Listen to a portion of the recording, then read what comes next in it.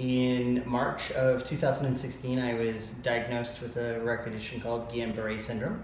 And it was not unlike many people who are diagnosed with CIDP or GBS. I went through numerous misdiagnoses before they finally realized what I had.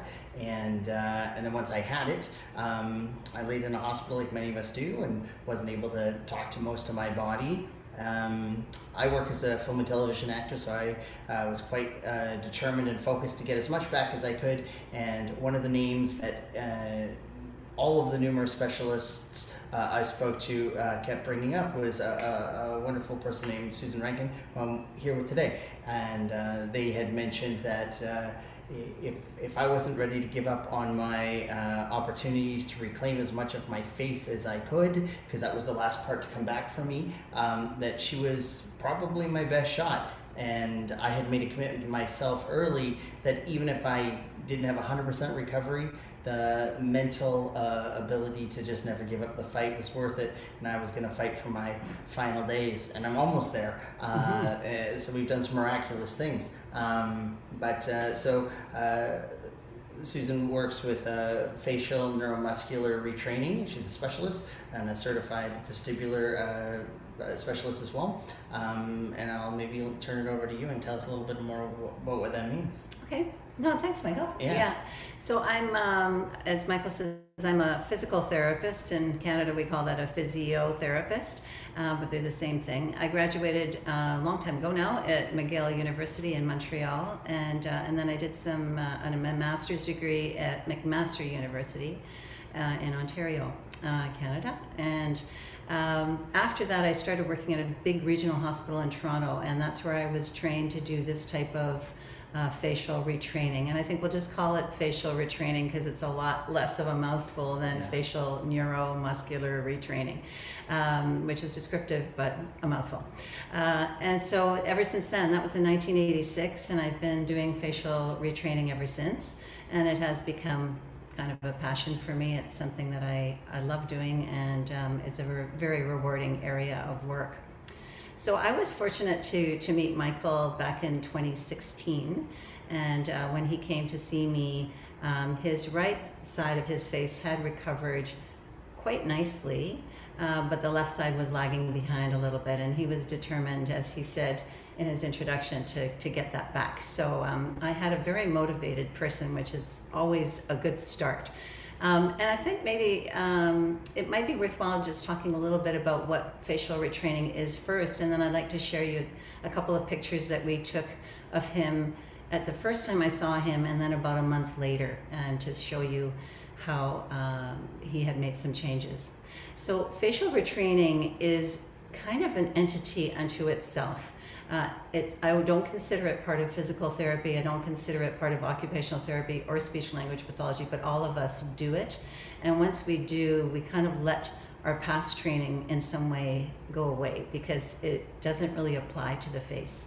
The type of exercises you do for the body are completely different than what you might do for the face. And that's because our faces functionally are completely different, and also structurally are very different than skeletal muscles are, so muscles in the body. So the muscles in our body's job is to move bone. Primarily in our arms and legs, they have to move bone. So they're attached to bone, and they have to be strong enough to move those levers, whereas our face is not doing that. It's not moving bones, so the movements are much more precise and coordinated, and they have to balance with each other. So the training has to reflect that. The movements need to be small, precise, and coordinated in order to regain the balance in the face. So that's a little bit about what facial neuromuscular retraining is. And so I'm going to just share some of these pictures that we did. I've got them side by side. So this is Michael the first time I saw him in the black shirt. And this is Michael a month later in the yellow shirt. And you can see that one of his goals was to close his eye. He wasn't closing it completely the first time I saw him, but within a month and a kind of a specific eye training strategy that we use, he's got full closure now. if I remember correctly, the blink was not completely restored, so it was still lagging a little bit behind. It was. Yeah, the right eye. Yeah. And that's a harder thing to train because it's a reflex, and so you can't get in on it fast enough to train it. But basically we work on just getting really good closure, easy closure, and then the speed of the blink hopefully will catch up later. So that was number one goal for Michael, was to close his eye. So I was really happy that within a pretty short space of time we got it. This was his second goal, which was to smile. And you can see on the left side, this left side is not quite at the same level as the right side. So the fold line here is a little bit shorter, and the corner isn't really getting up, it's just going a little bit more out. And then again, within a month, his fold lines are quite nicely balanced. He's got, I would say, 90% of the movement. It's not 100% yet, but it's pretty close. And so that was a nice difference for a guy who acts for his living. He needed his signature. You have a signature smile, right? Yeah. Yeah. And then this was the full smile. And again, you can see this top lip is a little heavy. And the corner's not really going up. And here we're getting better teeth show, and the corner's going up. The fold lines are better balanced. So that was, I think there was one more. I did the pucker, and it wasn't as big of a difference, but you can see that this side of the mouth in the black shirt isn't quite coming forward as much, and now he's starting to bring it a little bit more forward. Yeah. So really nice changes within just 1 month of working together, and a big part of that was because of Michael, because he did the work. And so usually when I see people, I give them suggestions of what to do, and I ask them to go away and work on it daily. It's a little bit like Olympic training your face. If you don't do it daily, you don't tend to get as much of a change, and he was good for that. So he did the work, and it paid off because he really made some nice changes. Yeah. So this is something that, so I think I mentioned that it was March 2026 that I was diagnosed, and I still, to this day, I did most of my exercises while I was driving my car, because I know I could always commit 20 minutes, 30 minutes in the car. I still, to this day, do my exercises. I'm probably about 98% better. Yeah. And the interesting thing is I've never been I've been sick a lot with different kinds of autoimmune diseases and everything my whole life, but everything always just gets better. It's just the way it is. This has taken me forever to get here, but it's the strangest mental sensation of actually being able to keep getting better. So as you know, I've now met countless people with GBS and CIDP because we all are chosen family. And we all have different levels where we plateau, and all these different areas, or different areas where we have strengths, or areas that we're fighting for. My advice, and what was really great here, and what I'm hoping that people get from this, is that even just the mental benefits of keep pushing was so advantageous that it became less important to get my face back, and it just became more important to never stop trying. And I got so much out of that. To this day, this side still does not function like this side. It just doesn't. And it's okay. And it's still getting a little bit better every day. It gets a little bit more control, a little lighter, a little bit more sensitivity. And I'm doing the exercise you gave me 6 years ago every single day, 365 days a year. Yeah. Yeah. That's amazing. And now, so we'd spoken a little bit about how rare this condition is, and I've had the opportunity to work with the International Foundation and the foundation here in Canada.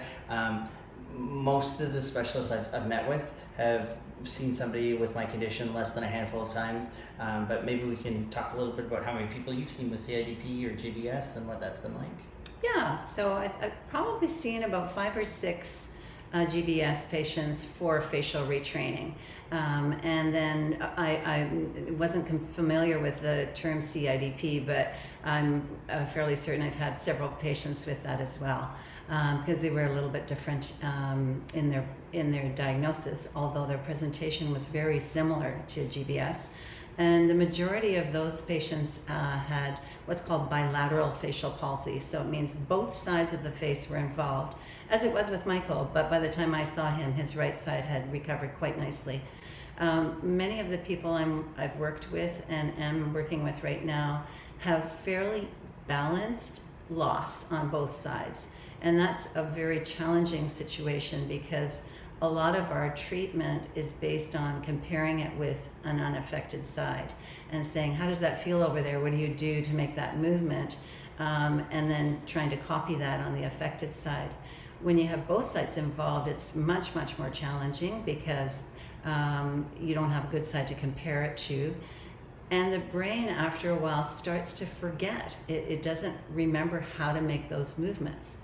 And so I always ask my patients this question, and it always makes them think, and that is, who taught you how to move your face? Did you go to school?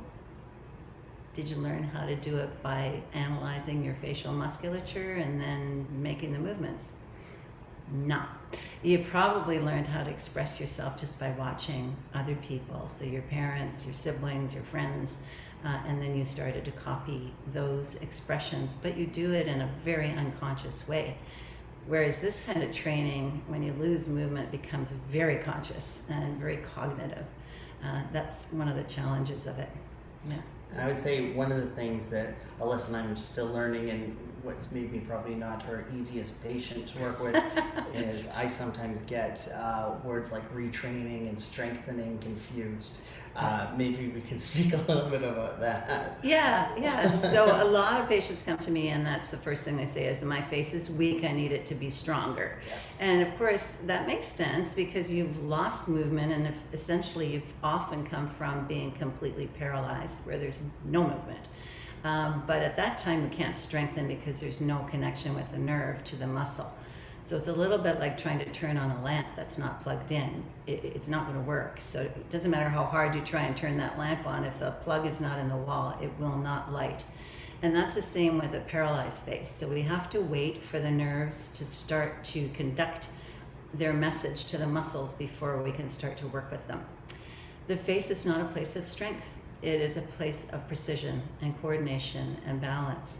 And if you watch when I'm talking to you, my movements are pretty small. There's not a whole lot going on in my face. I might be lifting my eyebrows a bit, a lot of lip movement, but there's not a big, I'm not really hyper expressing myself. Now, if I were a mimist or a clown or Jim Carrey, maybe I would have a need for bigger movements. But for the most of the time, our movements are just functionally quite small. So it's important to get away from strengthening and big, hard movements. So I have a lot of people who come to see me and they've been squeezing their eyes tight or smiling really hard, and that is actually counterproductive. It actually causes more problems than it helps. And so yes, I had to pull the reins in on Michael a lot on that one because he was such an eager beaver. Yes. He wanted to do everything really hard and fast. And I'm like, no, that's not going to make you better. That's going to make you more imbalanced. So yeah, I think you got it now. I'm getting closer. But because now I'm at a place where I overcompensated so much because it was so easy on this side and so hard that I worked so hard on this side that I now have some TMJ throughout each side of my face. So I've overworked the side. So it's great. I've overcorrected and now I'm undercorrecting. And it just means years of more therapy that I know will eventually give me my face back. But my stubbornness was not working in my favor. Yeah. So it's, and it's one of these things that I think one of the things for hopefully all of us when we're going through this is that, a lot of it, especially when it was something as simple as puckering and, just putting your lips together, it's so easy and it's something we've done our whole lives, and when you can't do it, it's really frustrating. It's really easy to overcompensate or use other parts of your face to try to make the thing happen. Right. But it's no different like when we're working on a show or whatever and they want us to get in great shape and you go do 50 sit-ups and you look and you're like, oh my gosh, I still don't have a six-pack. That sucks. But you gotta just keep doing it, and you gotta do it every day and all day, and it's just the little subtle things. And it's like, for me, it was like little Elvis Presley stuff that we did. Yeah. Like this was. Yep. That was so hard. And I understand, I get the benefit, and we should probably talk a little bit about that. I had the benefit of really having good facial control on one side. Yeah. And because I work in film and television and stage as an actor, I have a lot of training in accessing my face and talking to it. So it was really helpful to understand what was happening on one side and try to replicate it. Yeah. And I know it's a bigger challenge for some people. Yeah, absolutely. Yeah, and if we go back to the typical presentation for me with GBS is where both sides are involved. I think what happens is people need to speak, and they need to eat, and they need to drink. And in order to do that, they need to be able to put their lips together. And so that becomes a big force for a lot of people. Is I know one of the very first, I think he was the very first facial patient I ever saw with GBS, and he could only talk to me by supporting his lower lip up, so he could touch them together to make any speech intelligible. So that becomes a big driving force for function. And so then what happens is this muscle that surrounds the mouth, it's a circular muscle, becomes actually overactive. And often I see people whose lips are now curling in around their teeth. So they look like this. And then the same thing happens with the eyes. They want to close their eyes. And so their eyes get really tight. So they're sort of squinting their eyes, rolling in their lips, and then this area gets kind of stuck in between those two circles. And so lifting up the lip becomes hard, lifting up the cheeks to smile becomes hard. And so we have to kind of find the balance between the function of speaking, eating, and drinking, closing the eyes, and loosening them up so that the mid-face can start to move. So that's my challenge with people with bilateral facial palsy. I to this day still have to, when I'm tired, chew with a bit of my hand because my face is just not there yet. So I totally, on that note, the first patient you ever met, you told me that story. It was actually really motivational in my own, when I first came here, it was, again, I think I mentioned off the top that I've been sick with a few different autoimmune diseases. And this one was the most traumatic I've ever experienced, and I've never felt so helpless in my entire life. And then you told me this story, which I'm hopeful you'll share with them. Yeah. And it honestly, when I heard that was even possible, it shifted my mind. And I actually think 80% of what I was able to do is just because I was just not willing to let it not be true, and I just mentally needed it to be so. And I was fortunate enough to work with really cool people who stayed with me. So I guess my first GBS, Guillain-Barré patient was when I was a brand new therapist, and I was working in a small general hospital. And when you're a new therapist, what they do is they rotate you around to the services so that you get experience on all the different services. And so I think it might have been in my first year after graduation, and I was working on the acute medical ward. And a patient came in with Guillain-Barré syndrome. I'd never seen anybody with that before. And he was like a quadriplegic. He couldn't move anything, he couldn't feel anything, and he was this far away from being intubated. And so we waited the night to see if he could make it through without being intubated. He did. Thank goodness, but he had a long road from completely paralyzed, lying flat on his back, just like you said, and feeling very helpless. And so they asked me to come and see him to start range of motion with his legs and arms to make sure he didn't stiffen up, and to do chest physio on him to make sure his respiration stayed active. So that was what I did. And then he got to the point where he was no longer a medically acute. He had gotten over the worst part of things. So they transferred him to what was called the chronic ward. And I also transferred to the chronic ward at the same time. And at that point, we were starting to look at doing things like tilt tabling him. So we transferred him onto a tilt table where you strap the person on, and then you can gradually lift them up. And because blood pressure can be a really huge problem with GBS the first time that you start to get up, we had to do it so gradually. So like 25 degrees the first time, and then we'd be monitoring his blood pressure, and if it started to bottom out, we'd put him down right away. He didn't love this treatment, I have to say. He would see me coming in the door and he'd go, no, not you, please, not you, don't do this. Because it was painful as well. He was getting pain in his limbs, so it was painful for him to do this, and it was hard. His brain felt weird because of the blood pressure. So it was just not a pleasant thing. So it was like, we liked each other, but not really at that point. And then gradually he got better. We started working on walking with a walker, and then crutches, and then eventually he was discharged from the hospital to come in as an outpatient, and I also moved to outpatients. So he became my patient in outpatients. And so basically over the course of close to a year, we worked together from very start to the very end. And the last time I saw him, he was driving down in front of the hospital in his truck. He rolled down his window and waved out the window at me and said, "Hi, Susan, I'm doing great." And it was just such a wonderful, rewarding feeling. So we had become very close over the period of that year. Yeah, so I don't know where anybody is, because there's hopefully lots of people watching it in different stages of development. I know I tried every kind of therapy you can ever think of, and then when my neurologist ran out of ideas, I just went and found different people. My dentist actually had a thing that actually had some benefits that, like, I found so many different people. Yeah.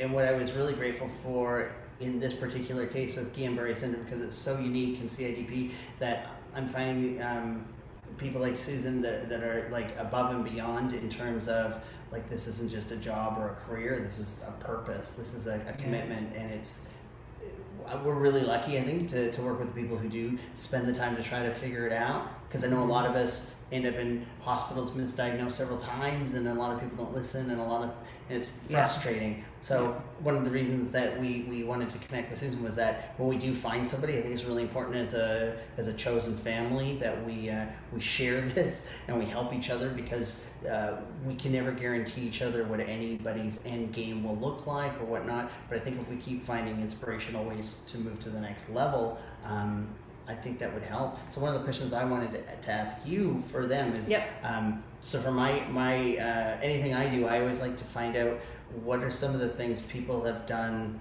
before me that have made it easier for you or created more success, consistently, because my ego aside, I just want to copy what successful people have done.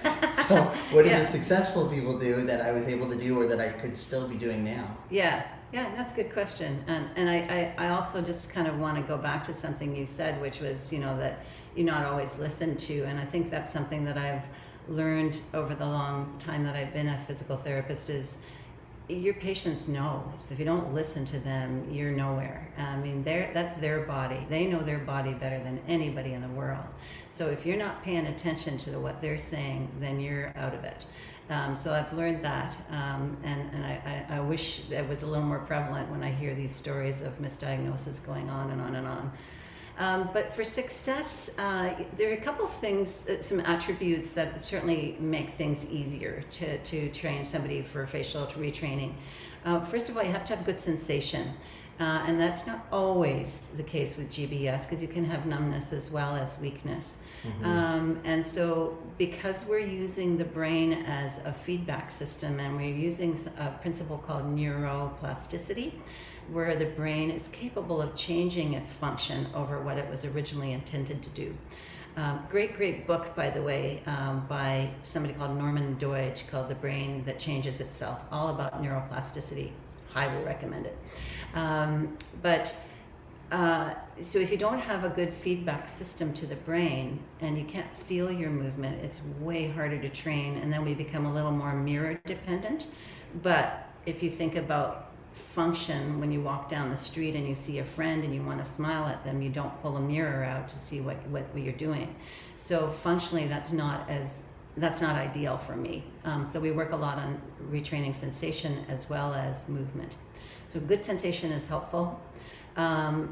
Age is an indicator, and by that I mean more younger. So kids under 8 generally don't have the self-awareness that there's anything wrong with their face.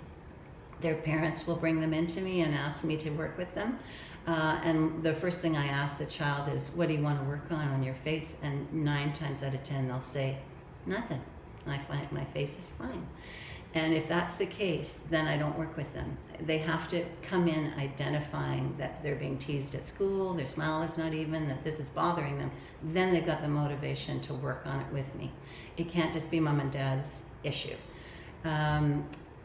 I think the third thing is what Michael had in spades, which is motivation and drive. So you need to not be a passive participant in this process. You have to be able to do the work in order to change it, because it's your brain that is adapting to this.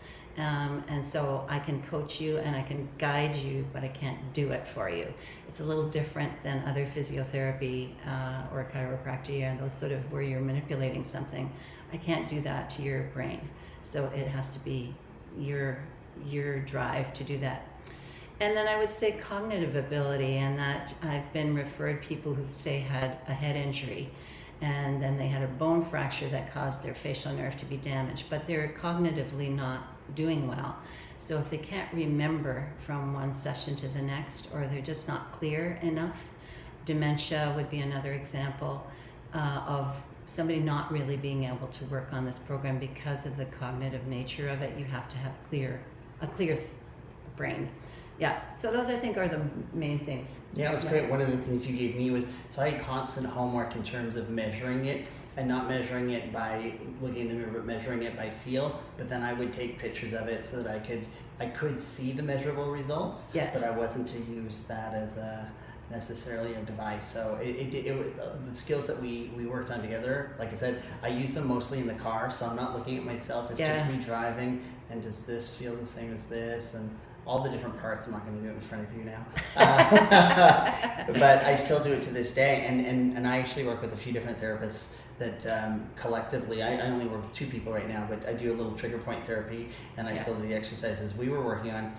But I've had a whole collection of things. One of the things I think, because I think we're probably nearing the end of our time, is they will probably post our information in terms of how to contact us. I'm always happy to share some of my unique and traditional approaches I've used.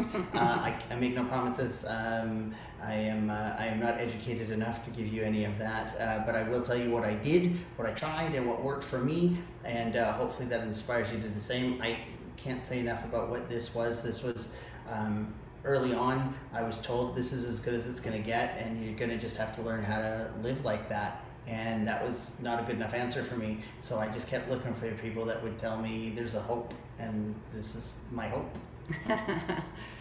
Thank you so much for listening to our talk today about facial retraining, and hearing Michael's story, and some of the stories that I also had to share about patients with GBS. Yeah, I look forward to hearing from you all. Yep. Thank you. Bye-bye.